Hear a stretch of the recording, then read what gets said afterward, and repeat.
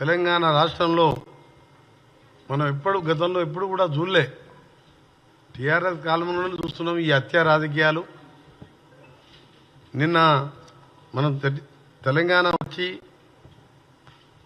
అభివృద్ధి చేసుకొని 4 కోట్ల మంది బతుకుల బాగు చేసుకుందాం అనుకున్నాం. కానీ గత 10 సంవత్సరాలుగా రాక్షస పాలన సాగిస్తూ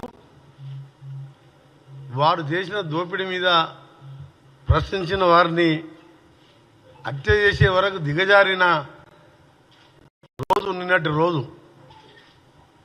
నిన్న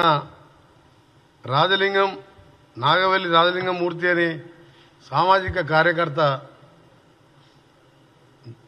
క్రూరంగా హత్య చేయబడడం, అది కూడా సాయంకాలం వేట అందరూ చూస్తుండగానే